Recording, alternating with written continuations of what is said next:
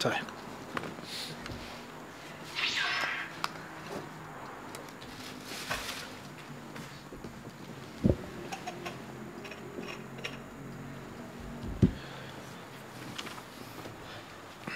بسم الله الرحمن الرحيم. الحمد لله والصلاة والسلام على رسول الله وعلى آله وأصحابه ومن تمسك بهديه إلى يوم الدين وبعد. Assalamu alaikum wa rahmatullahi ta'ala wa barakatuh. We're in chapter 15 of Kitab al-Masajid wa Mawadi' al-Salah, which is found on page 201 from the first volume. Hadith number 326 for those who are following with us. The author, rahimahullah ta'ala, he says, Babu karahati salati fi thawbin lahu a'lam.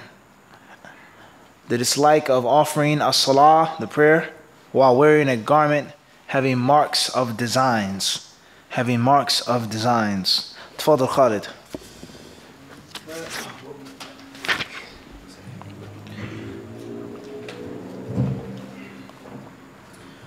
باب كراهة الصلاة في ثوب له أعلام.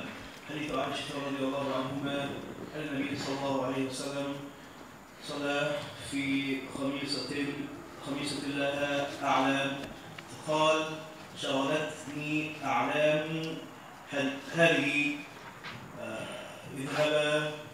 اذهبوا بها إلى أبي جهم وأتوني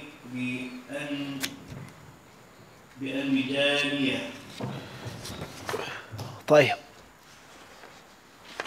It says here, Hadith Aisha radiallahu anha, أن النبي صلى الله عليه وسلم صلى في خميسة لها أعلام فقال شغلتني أعلام هذه اذهبوا بها إلى أبي جهم وأتوني بأنبجانية.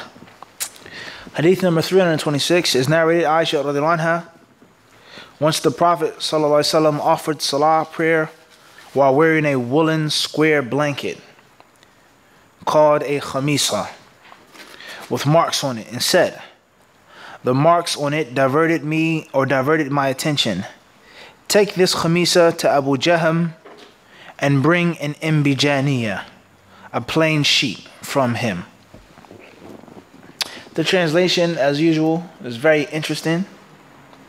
It includes terms and terminologies or Roman translated words that aren't necessarily of a big benefit for the English reader and don't necessarily add to nor take away from the proper understanding of the hadith. Not its literal word for word translation, nor the context, etc. So the hadith is telling us that the Prophet ﷺ, one day he made salah, whether it was fard, whether it's nafil, he made prayer. And it was a khamisa, or a kha.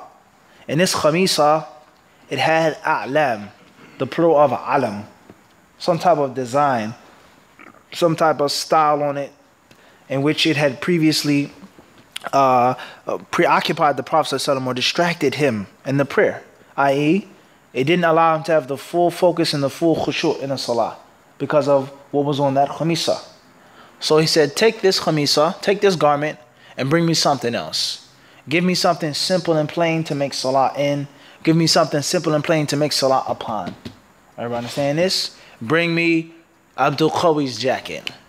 Take this prayer rug and bring me Salih's prayer rug. Because Salih's prayer rug is plain. Take this one away. That's what the hadith is teaching us. So the chapter heading says that it is disliked and not necessarily haram to offer prayer on something, in something, a place, a location, a way which has a means of distracting you, taking away your focus and your attention, diverting your khushu'. Everybody clear on this? That's what's meant by hadith number 326. It's narrated by Aisha bint al-Sadiqa, or bint al-Sadiq, Aisha al-Sadiqa bint al-Sadiq, al-Sadiqa, the daughter of the Sadiq radiallahu anhuma, regarding this issue. Now the hadith, to fully understand this depth and to grasp its true meaning, is based off of introductions. One of those introductions is the importance of khushu' in the salah. The importance of khushu' in the prayer. And not just praying, but praying with khushu'. that is something which is extremely important in Islam. Secondly, it's also based off of the simplicity of the Prophet ﷺ's lifestyle and the simplicity of the lifestyle of his companions. Whereas one garment, one shirt, one prayer rug, one mat, one cover, one quilt, as we read, means a lot. People didn't have that much comparatively to our lifestyles, how we live, in which a person has an entire wardrobe, 2, 3, 4 closets full of shirts, pants, shoes, belts, accessories, socks, boots, sneakers, this, that. Different types of hoodies, different types of scarves, in which a sister may have 50 abayas, literally 100 abayas. Different colors, different styles, different lengths. It wasn't like that back in the day. Okay? Thirdly, it's based off of the introduction of the Prophet ﷺ bringing solutions to the people. And not just mentioning the problem, but bringing the solution. And also giving the substitute. Take this away and bring me that. Take this away, but bring me that. Hadith doesn't say, or doesn't necessarily teach, that it was haram to pray in that garment, or that the prayer was invalid, but it clearly shows the Prophet ﷺ's dislike of it, and that he wasn't pleased with it, and that he wanted to replace it and substitute it. Everybody clear on this? Khairan, inshallah. Why is Abu Jahm radiallahu anhu mentioned here? What's important is he was there with the garment, his clothes, etc. That is what is substantial in this hadith. So that's the main lesson from this hadith. An-Nawawi rahimahullah ta'ala, he says regarding this,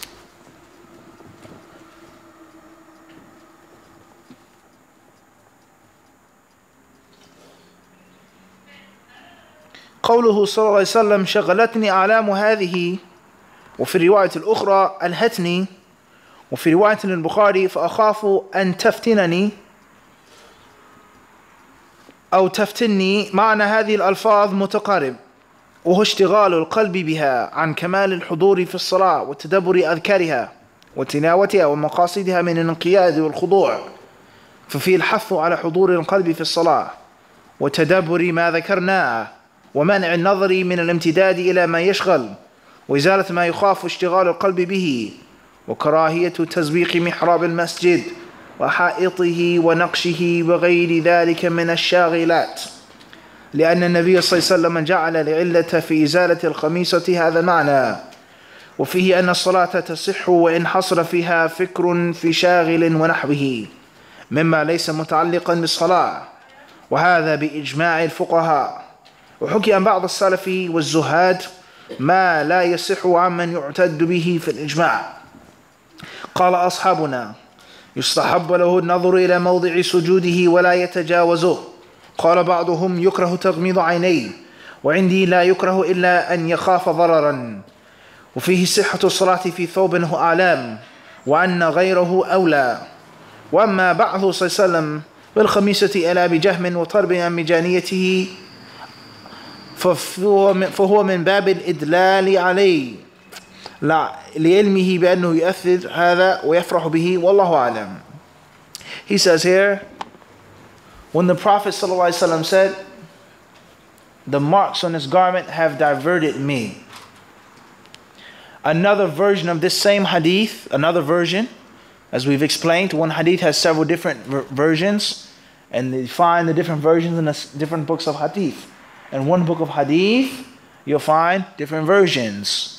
In Sahih Muslim alone, not like the ignorant people who don't have the respect for the books of hadith, and who say that they're boring and they're academically dry. They have no respect, nor do they have enough common sense to watch what they say and guard their tongues. Imam Muslim's book is one of the greatest books of Islam, not just of hadith. And it's one of the most beneficial and enjoyable books in Islam. And if there was no other benefit in Sahih Muslim, except for the sheer fact that he puts one hadith in one place with 4 and 5 and 6 and 7 different variations and versions, that would be more than enough. Okay? To propel this book to the top of the top. And it's also from the things which make Sahih Muslim better than Sahih al-Bukhari. Which makes Sahih Muslim better than Sahih al-Bukhari. Is Sahih al-Bukhari more authentic? Is Sahih Muslim more authentic? We're not talking about authenticity. We're talking about the distinguishing features of Sahih Muslim. Imam Bukhari's book has many things that are better than Sahih Muslim. And Imam Muslim, who's the student and the friend of Imam al-Bukhari, the disciple of Bukhari, he has many things which are better than the book of his teacher. And from the things that are better in Sahih Muslim is that Imam Muslim puts all the different versions of one hadith in one place, making it easy and clear and simple. And that is where the fiqh of the hadith is taken and extracted. Let alone hadith science, the turuq, the riwayat, the ikhtilaf al-ruwat, let alone that. But with the actual fiqh of the sunnah is to be clearly and easily extracted. And it's not like that in Sahih Bukhari. Sahih Bukhari, you may have to look in the beginning and the middle and the end to gather the hadith and compile all of its versions in just his book. And oftentimes Imam al-Bukhari rahimahullah will make things difficult for the reader.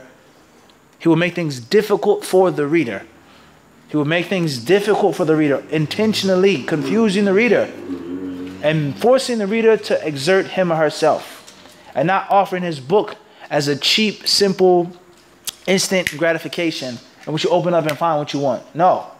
Imam al-Bukhari, as if he said to us, I traveled, I struggled, I sacrificed, and then the least that you have to do is read for a few hundred, thousand hadiths to find what you're looking for. I spent years to get. Everybody clear on this? But the people today are so used to instant, press return, press done, press go button, call. Everything's easy and simple. Everything's right in front of you. So the moment a book isn't written in a way that you want it to be written, we say, oh, it's not a good book. Or it's a hard book, or it's a boring book, or it's a difficult book. Or some other ignorant people say that the books of hadith will lead you astray. A'udhu billah. Shahada kalam. The books that are full of the Prophet's kalam will lead you astray. But the books of this rhetoric and this philosopher and this person and this person and this mutasawwif, that's guidance? What type of disrespect is this to the Prophet ﷺ? And anything that a person reads in the books of hadith and which he takes out of context or without the proper fiqh or the proper understanding, or he becomes irresponsibly reckless in taking someone's life or property or blood or this or that, is no different than the Quran.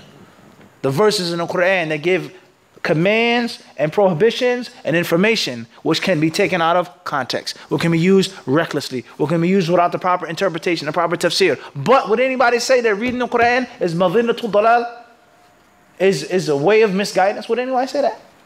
But the same thing can be what? Can be done. Quran says, kill them wherever you find them. That's in the Quran. Kill them where you find them. So if I read that and I go outside and I start killing non-Muslims because I found them in a corner store, they say, I read it in the Quran. It's no different than reading a hadith in Sahih Bukhari that says, Man baddala dinahu faqtulu. He who changes the religion, kill him. This person used to be Muslim, he's no longer Muslim, and I killed him. It's the same. Are there things in the Quran that are not understood by every Muslim, by every scholar? Are there things in the Quran that need interpretation and all the ayat to be gathered? Of course there are. There's no difference between the hadith of the Prophet ﷺ. Let alone the fact that if that was the case, that a layman Muslim shouldn't just pick up a book of hadith and read it, is that out of respect of the Prophet ﷺ to say that the books of hadith will lead you astray? Is that respectful? And the contradictory, hypocritical thing about people who talk like this is that they're the ones who write long poems, extensive books. They celebrate the Prophet's birthday. They go far and far and far talking about they love the Prophet. They love the Prophet. Sallu ala al-Habib. Sallu ala al-Habib. They love him so much. But the books that have collected and gathered his statements are the most hated books to them. That's hypocritical. You don't talk like that. It's not respect to Islamic scholarship to say that the books of hadith will lead you astray, will lead a layman astray. Alhamdulillah. We ask Allah Azza wa Jalla to allow us to have respect in our tongues for the knowledge of the Islamic legacy. So with that being said, Imam Muslim's book puts all the versions that he chose to collect in what? One place. Not like Imam al-Bukhari. And then if you wanted a thorough assessment of the hadith, then you go to Sunan Abi Dawud and see what version he has. And the Jami' of Tirmidhi, see what version he has. وَهَكَذَا الْبَابُ إِلَّمْ تَجْمَعْ طُرُقَهُ لَمْ يَتَبَيَّنَ خَطَأُهُ. This says you have to gather all the versions of the hadith to truly understand it. فَضْرِبْ إِذَا أَرَدْتَ أَن يَصِحَّ لَكَ حَدِيثُكَ فَضْرِبْ بَعْضَهُ بِبَعْضٍ. It says if you want your hadith to be authentic, then you have to فَضْرِبْ بَعْضُهُ بِبَعْضٍ. Take it and compare it. Everybody understand this? So one version says, شَغَلَتْنِي. That it preoccupied me. And another version says, أَلْهَتْنِي. It made ilha. It distracted me. And another version says, فَأَخَافُ. He says, I fear that it will distract me. And there are other versions as well. Kadat, it almost distracted me. Everybody understand this? So therefore, he says here, these wordings are all similar. Mutaqarib, they're all similar. They all have one basic meaning. And that is the heart being preoccupied from complete focus and concentration in the prayer. And reflecting on the supplications of the prayer, the recitation of the prayer, etc. Like a baby crying, like a cell phone going off, like the beauty of the prayer rug, like the smell of someone's breath or feet or underarms. Everybody understand this? Like your arm itching, anything that's bothering you, what? In the salah, your eyes hurting, your glasses giving you a migraine. And you don't have the ability to truly have your heart and your mind there. Everybody clear on this or not? That's what's meant here. An-Nawawi rahimahullah ta'ala, he then says, and focusing on the objectives and the aims of the prayer, such as submission and humbleness to Allah subhanahu wa ta'ala. He says, so in this hadith, he says, al-hath is the encouragement for one's heart to be present. That it is a recommended thing. It is a preferable act, a preferred act. We encourage for when you go to pray, you just don't stand and pray, but you actually think about what you're saying. Focus on what's being said in the prayer. Focus on what surah is being recited. And this is one of the greatest benefits of learning the Arabic language. One of the greatest benefits of learning the Arabic language is that you know what is being recited. So just think about it.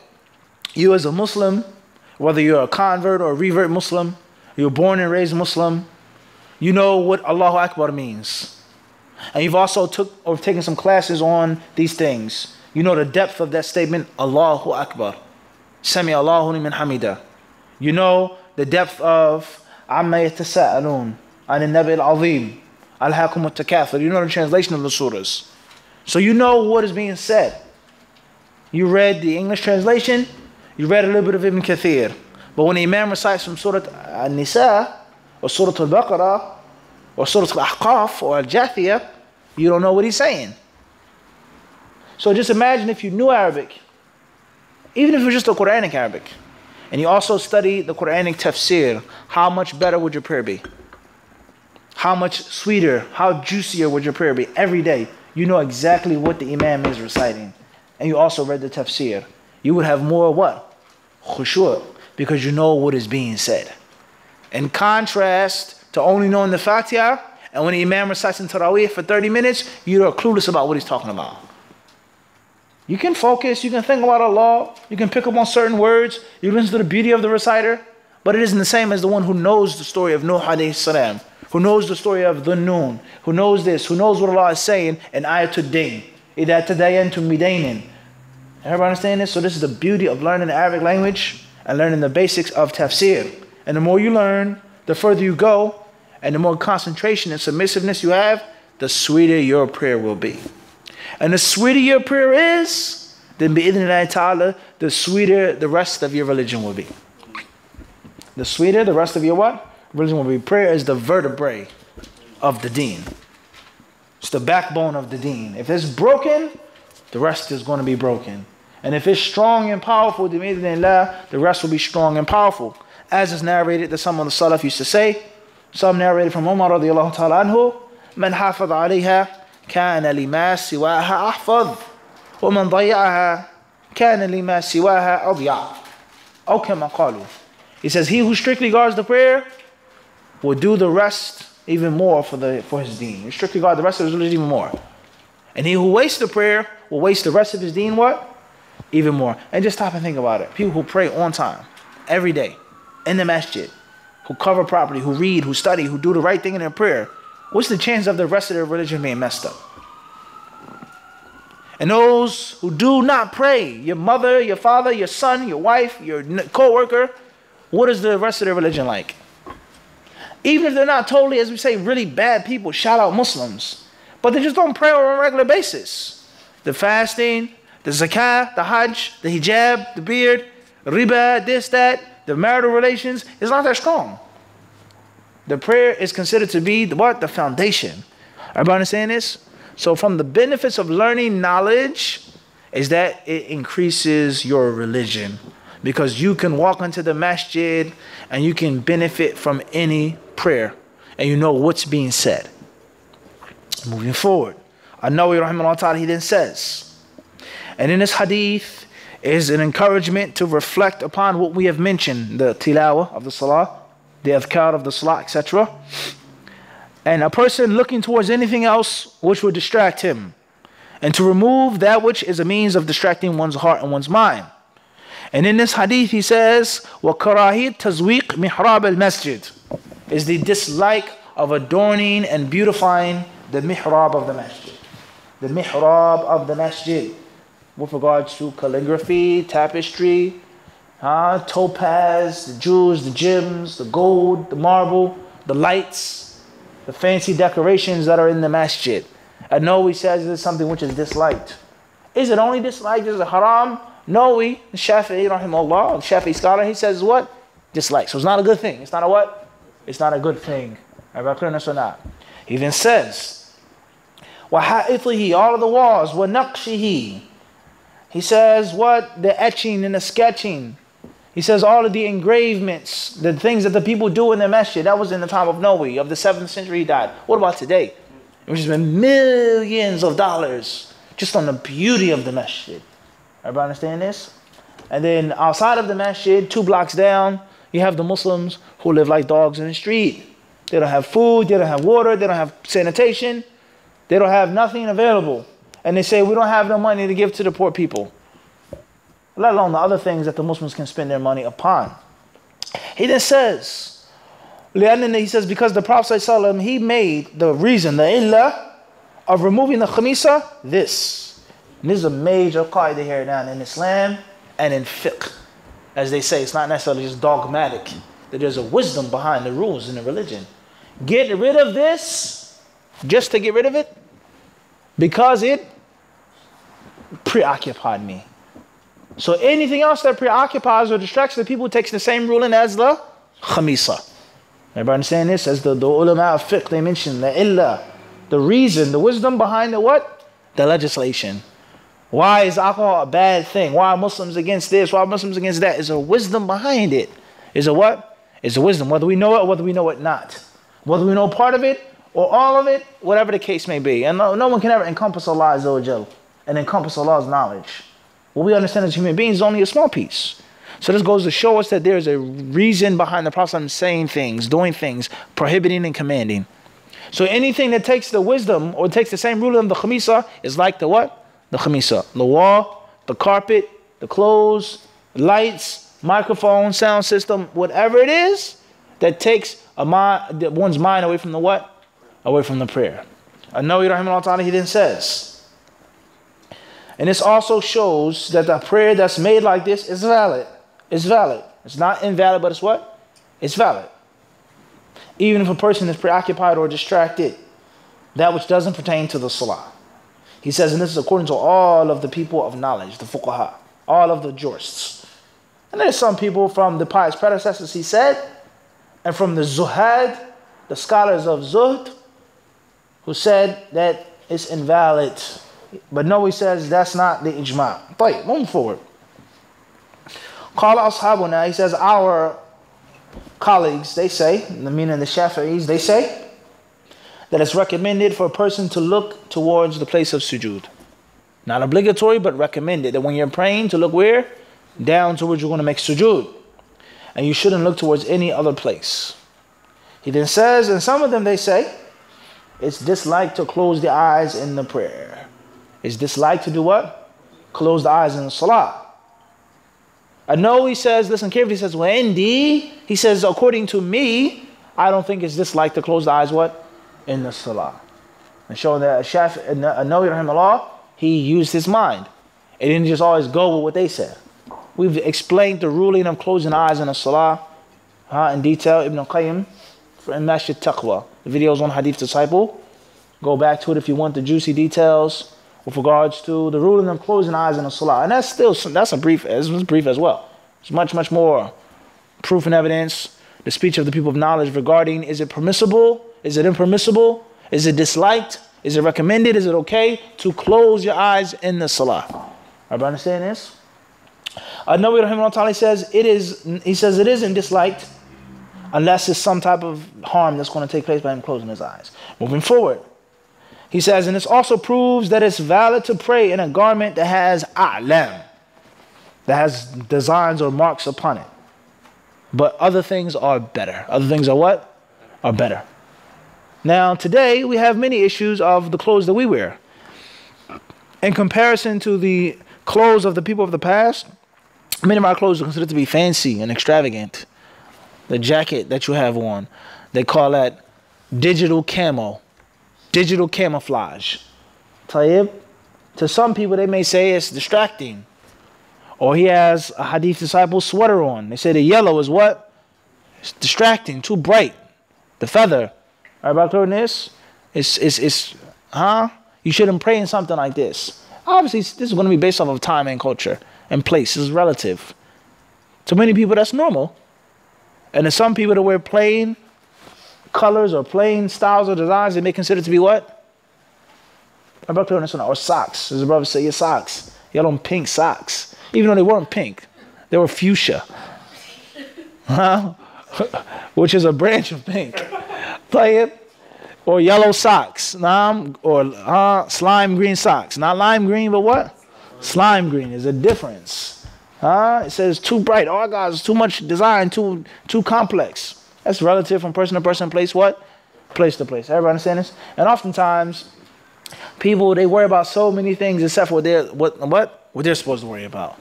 You worry about the next man's socks instead of your own wudu that's incorrect. Your own ibadah that's what?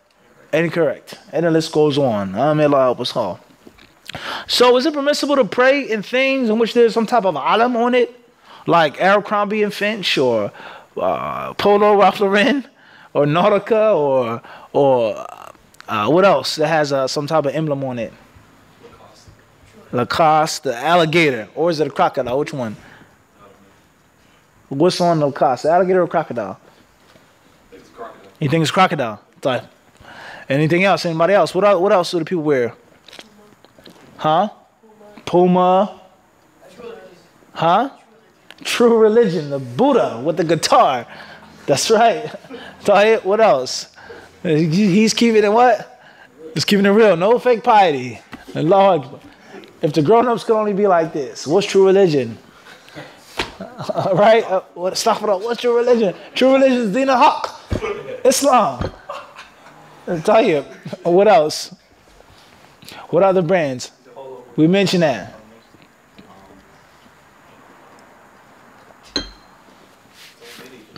All right, I get the point. Is that horse figure or is that alam? Is that a surah? Is it permissible to pray? What about, everybody understand this? Baby diapers that the kids have on with pictures on them. This is all pertaining to this as well.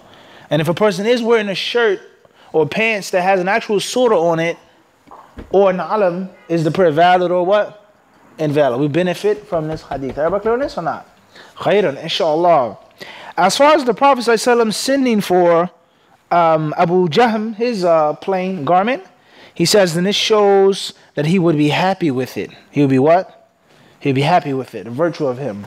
He says, واسم أبي جهم هذا عامر بن حذيفة بن غانم القرشي العدوي المدني الصحابي. قال الحاكم أبو أحمد يقال اسمه عبيد بن حذيفة إلى آخره. And his name was Amir ibn Hudayfa.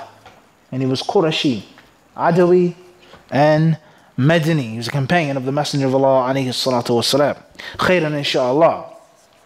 Last but not least, from that hadith 326, as we've always said, and hopefully we'll continue to say, as it proves, is that whenever you take something away, you should replace it.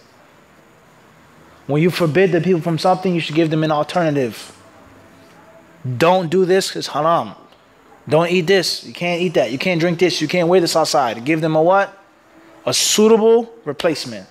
There's a very important wisdom of enjoining the good and forbidding the evil. A very important wisdom of tarbiyah. Huh? Especially with your children. You give them the legislative or the legitimate what? Alternative. And don't just take away from the people and leave them without anything. Khairan, inshaAllah ta'ala. Moving forward. Chapter 16. Tafadhal Khalid.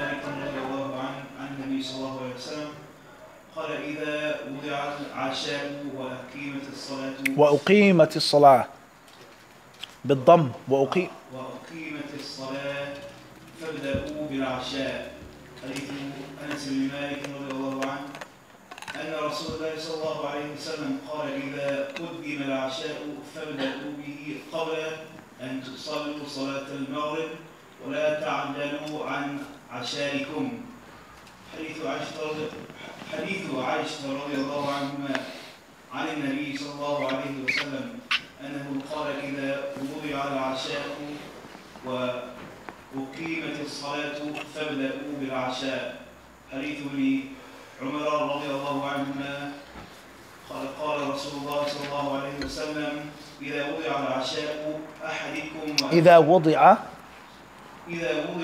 عشاء أحدكم وأقيموا الصلاة بالضم وأقيمت الصلاة وأقيموا الصلاة فابدأوا بالعشاء ولا يعجل حتى يفرغ منه.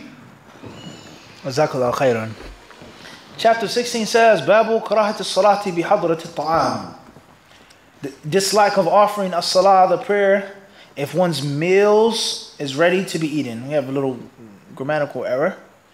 If one's meal is ready to be eaten. If one's meals are ready to be eaten. Right, Abdul Qawi? Tayyib. So fix that in your book. It says here that it's disliked to pray when food is presented.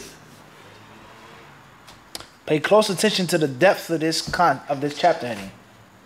It's disliked to worship Allah and give Him His rights when it conflicts with serving yourself and giving your body its rights. That's what? It's deep, profound. Don't pray to Allah in order to what? Eat. Huh? So we have people today, whether they're Muslim or non-Muslim, who say Islam is a religion of oppression, harming yourself, killing yourself.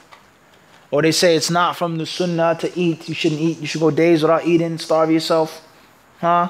You shouldn't have fresh bread. You shouldn't have clear water. You can't eat meat. You shouldn't have fresh fruits. Nah? Things like this.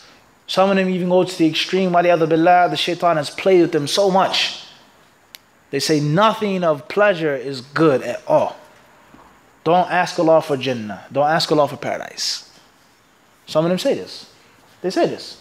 It says from the completion of you being a servant and a submissive slave is not to ask Allah for paradise nor seek His refuge from fire. Just be submissive, whatever He gives you. And they said in paradise is food and is drink. And these things are crude. They're crude. Food and drink and wine and beautiful, fair, buxom maidens. They said these are all means of spiritual defilement. Eating and drinking. Having sex over and over and over again. That's what they say.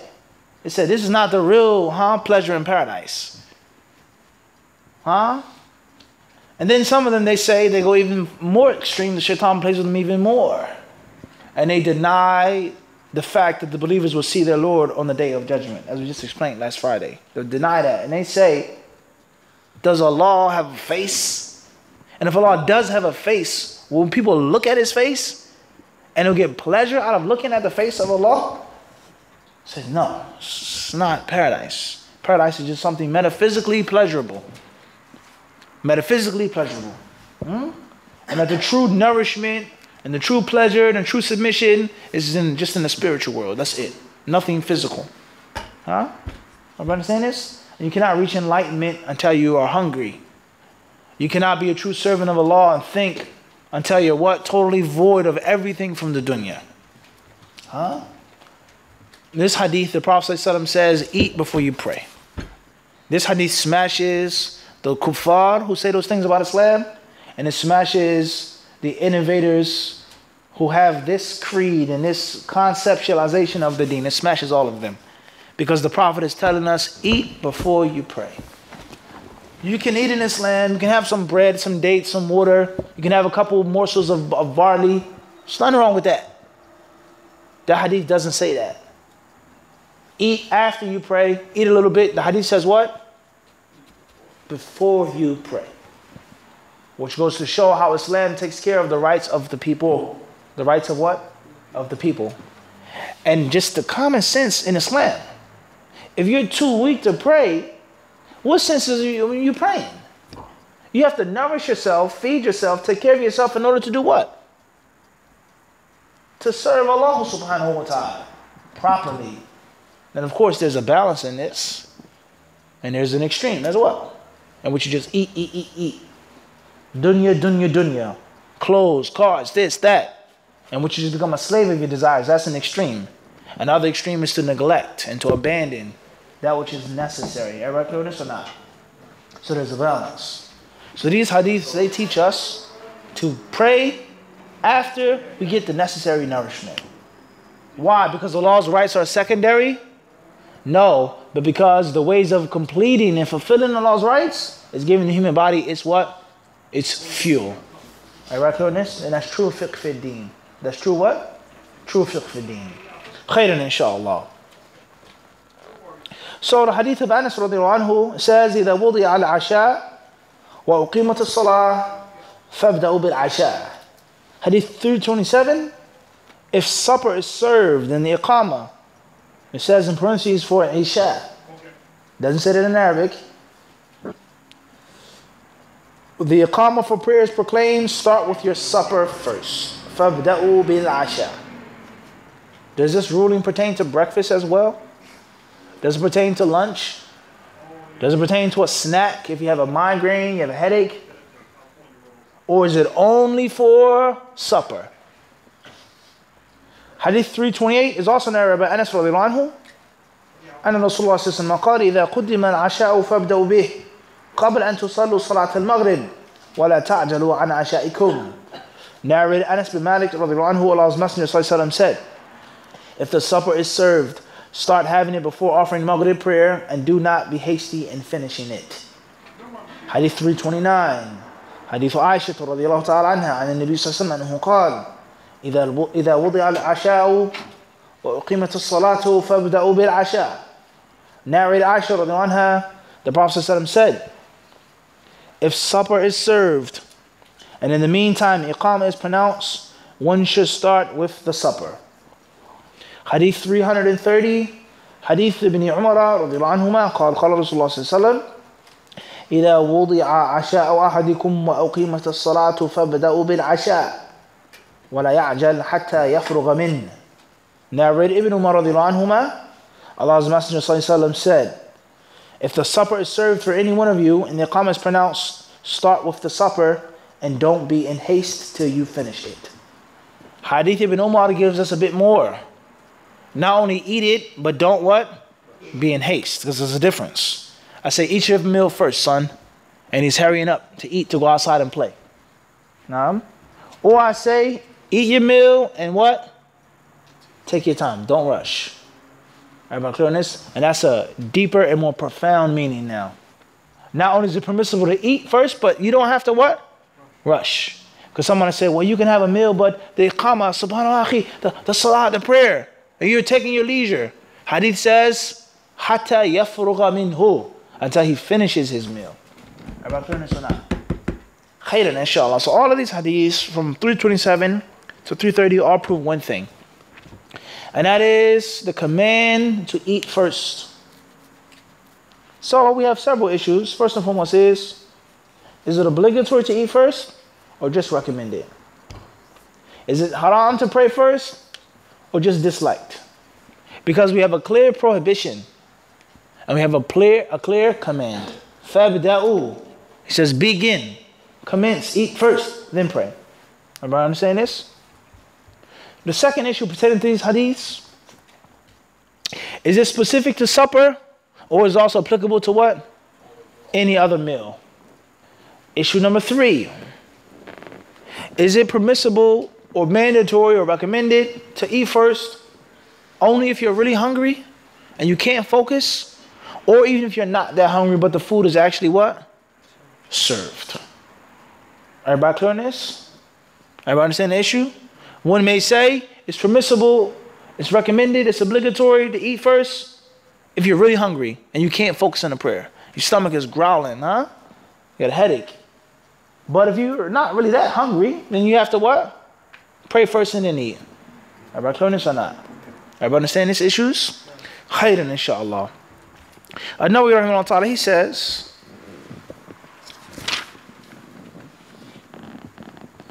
في هذه الأحاديث كراهة الصلاة بحضرة الطعام الذي يريد أكله لما فيه من اشتغال القلب به وذهاب كمال الخشوع. He says in these hadiths it proves is that it's disliked to pray when the food is served, the food that someone wants. The food that what? Someone wants. The Prophet ﷺ, did he say that or not? He said the food. And it does not say the food that a person what? Wants. So one of the most important aspects of fiqh sunnah is the eternal war between the wording of the hadith and the wisdom of the hadith. The wording of the hadith teaches us to do what? Regardless, hungry, starving, or not. Clear? The wisdom behind it teaches us only do that if we're what? Really hungry. Not necessity, but we're hungry and you can't focus. Necessity, no problem. Everybody clear this? Everybody understand this or not? The word of the hadith teaches us to do what? Eat first. Dinner is served. Supper is served. Child time. Time to grub. Sushi, huh? Bento box. Tahib. California rolls, the brother just said. Spicy tuna. Have I clear on this or not? I'm not really that hungry. I'd rather pray first. No, you have to eat first. Based off of the word in the hadith is to do what? Eat first. And the wisdom of the hadith is to do what? Pray first. Only eat first if you? Really hungry. If you're really hungry, if you need it, if you can't focus. Everybody clear on this? Khairan inshallah. So Nawawi rahimahullah, he automatically takes that it says yuridu aklahu. The food that a person what? Wants. Now another twist to this is looking not just of starvation or hunger or you're really, really dry, I mean dry mouth, whatever, but the concept of a person prepares the meal. Man or woman, husband cooks for his wife, or the father cooks for the family. Some of the best cooks are men. Mother cooks, grandmother cooks. Khalid said, he's like, Allahu alam. What's important is the one who prepares the meal. Mom, dad, Abby, Ummi, whatever. How many hours or how long did it take preparing that meal with Tawheed? How much gas, electric, water was used? How much effort was put into the meal? The food is placed, served, you pray, the food gets hot or cold. The food doesn't taste the same when it's cold. Things dry up, everybody clear on this or not? Let alone just the person's heart being what? Broken. You pray, you read, you recite, you make the sunnah before, sunnah after, subhanallah, alhamdulillah, you make the tasbih, then you recite this, ayatul kursi, so then you get up and do what? Wash your hands and sit at the table. It's a good 10, 15 minutes. After the person who slaved in the kitchen or in the grill master smoked, and then he puts it down and he says, I gotta pray first. Is that close to the sunnah or far from the sunnah? Hypothetically speaking, which is closer to the sunnah to do what? No question. Your brother offers you something that you don't necessarily like. You should do what? Try to take it. Even if you're not going to eat it. Everybody understand this? And not necessarily disrespect somebody. Have some tea. Bro, I don't want no tea. I really don't eat tea. I don't drink tea. I'm not a tea guy. There may be in certain cultures a means of what? Major disrespect. Major what? Major disrespect. Someone offers you some itar. So no. Now if you have migraines, you have a problem, that's a different story. But even so, you getting a little bit on your hand and then washing it off when the brother doesn't see. That may be better than you what? Hurting your brother. let alone someone who spent an hour, 2 hours, 8 hours roasting and baking a goose, a turkey. Everybody understand this? And you say, I want to pray first. Everybody clear on this? So this is something that has to be placed into consideration. And it's not just about hunger and a person's hunger. Everybody understand this or not? Everybody clear on this? Moving forward. I know he then says. And that's because one's heart will be what? Preoccupied, just like the garment. He then says, rahimahullah, also when a person has to use the bathroom, we're not really dealing with that right now. He says, وَهَذِهِ الْكَرَاهَةُ عِنْدَ جُمْهُورِ أَصْحَابِنَا وَغَيْرِهِمْ إِذَا صَلَّ كَذَلِكَ وَفِي الْوَقْتِ سَاعَةً فإذا ضاق بحيث لو أكل أو تطهر خرج وقت الصلاة صلى على حاله محافظة على حرمة الوقت ولا يجوز تأخيرها. He says here, now another issue is that there's only enough time to do one of two things. Pray or eat. Pray or use the bathroom. What should you do? You really got to use the bathroom, but it's not enough time to use the bathroom and make wudu and pray. Should you pray first, even though you're totally distracted? Should you eat first, even though you're hungry and the food is smelling good? Or should you do the opposite? An-Nawawi rahimahullah, he says, most of our colleagues, the Shafi'i scholars, and many other ulama as well, he says that he should pray first, unless there's enough time to do both. Then use the bathroom and then pray. Eat and then pray. But if there is enough time to do both, he says, and pray no matter what situation you're what? You're in. He says because the prayer in its time is considered to be sacred. It's what? Sacred. Moving forward. وحكى أبو سعد المتولي من أصحابنا وجها لبعض أصحابنا أنه لا يصلي بحاله بل يأكل ويتوضأ وإن خرج الوقت لأن مقصود الصلاة الخشوع فلا يفوته وإذا صلى على حاله وفي الوقت ساعة فقد ارتكب المكروه وصلاته صحيحة عندنا وعند الجمهور لكن يستحب إعادتها ولا يجب. ونقل القاضي عياض عن أهل الظاهر أنها باطلة وفي رواية الثالثة دليل على امتداد وقت المغرب وفي خلاف بين العلماء وفي مذهبنا سنوضحه في أبواب الأوقات إن شاء الله تعالى.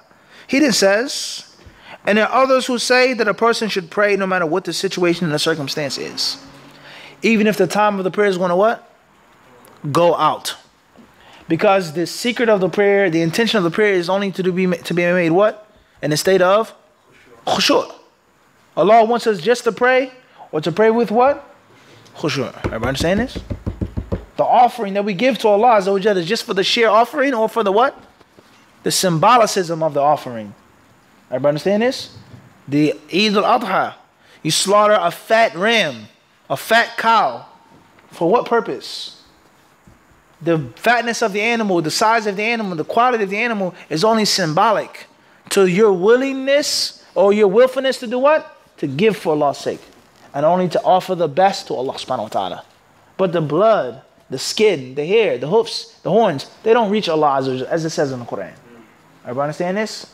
The purpose of the prayer is not to just be what? Made. Going overseas and studying. I went overseas. I studied. Is that the purpose of it? Or is the person to actually what? And to benefit. He actually learned. He actually what? He learned. He benefited. It changed his life. He came back and he's actually mustafid. And not just, I was in Egypt. I was in Yemen. I was in Saudi. I went to Mecca. What purpose of it? That you went there and it's of no what? So he says, all the Shafi'i ulama, they say that a person should do what? Pray no matter what, even if the time of the prayer what? Goes out. Everybody clear on this? So that shows you the exact opposite understanding among the people of knowledge. He then says, if a person does this, he says here, وفي الوقت ساعة. He says, he did that which is makruh and his prayer is valid. He says it's valid according to most of the ulama. And then he says it's recommended to make that prayer up. Where's the proof for that? That it's recommended to pray again. Where are you getting that from? He says in some of the Ahl al-Zahir, the Zahiri ulama, they said that the prayer is invalid. Why is it invalid? Because they're Zahiris, they don't have a madhab, they're going against the Jumhur, it's shudud, They're sticking to the what? Text. Don't pray, eat. He who disobeys Allah and His Messenger. He who disobeys me. Yeah, they're going with the what? With the text. Everybody clear on this? And we see the contradiction of how the other traditional Orthodox schools text. But then something that the Imam says goes against the text and say, no, it's not that rigid. It's room, yani, it's understanding. Everybody understand this? And it's the way of Ahl al-Zahir is simple and clear. That which the text state is what we what? What we do. Everybody clear on this? And we do otherwise based off of other texts. Everybody clear on this? But this madhab, the Shafi'i madhab, Hanafi madhab, Hanbali madhab, here is dalil. Now we have qiyas. Or don't go against the ulama. It's shudud. Ibn Hazm is the only one who held this view. Shadda. Okay? Ibn Taymiyyah's view on this issue. Ibn Qayyim's view on that issue. Ibn Uthaymeen, Ibn Baz's view on this issue. Take, for example, talaq bid'ah. Divorcing a woman who's menstruating. Read what the ulama said about this issue. And then read what a small, tiny number of ulama said about what? About the issue.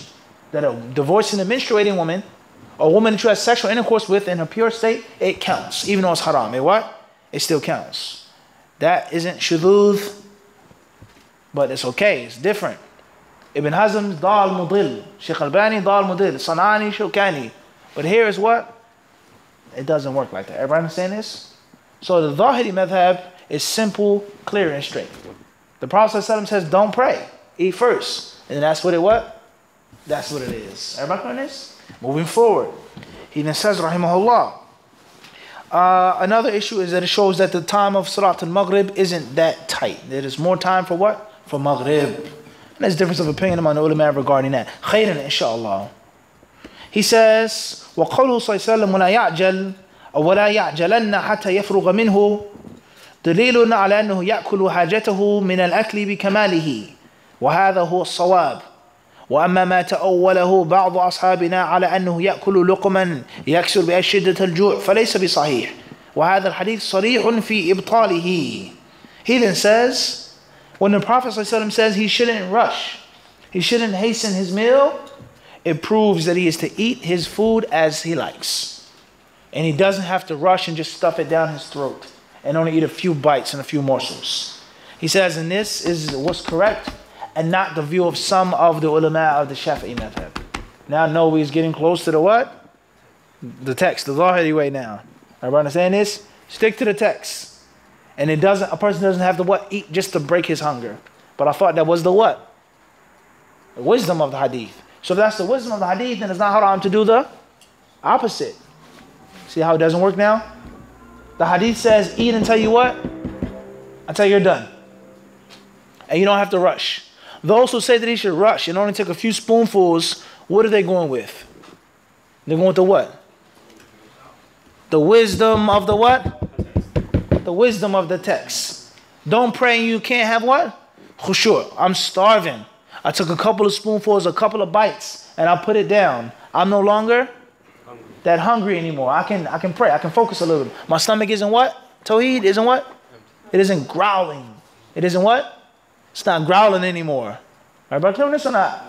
So they're going with the wisdom. And then no, he says no. A person doesn't have to rush. He can eat as much as he wants. Going with the what? The text. So if you're going with the text, then it proves that it's haram to pray and not just disliked based off of the what? And it's just makruh is based off of the what? Wisdom. Everybody understand that? How it doesn't what? It doesn't remain what? It doesn't remain what? Consistent. Everybody clear on this? Khairan inshallah. He then says here, he says that's incorrect.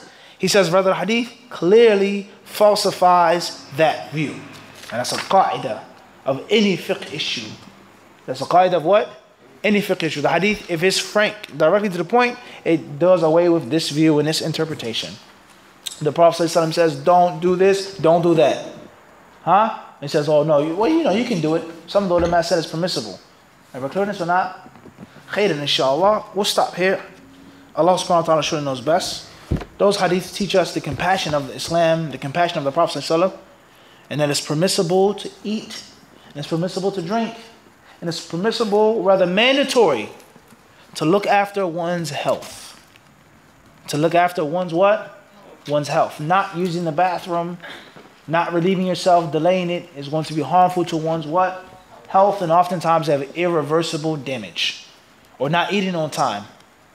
It's irreversible damage sometimes. One's weight, one's skin, one's insides. The brothers and sisters who study medicine, they know this much better than I do. How it can have what? Irreversible damage. It can't be fixed later on.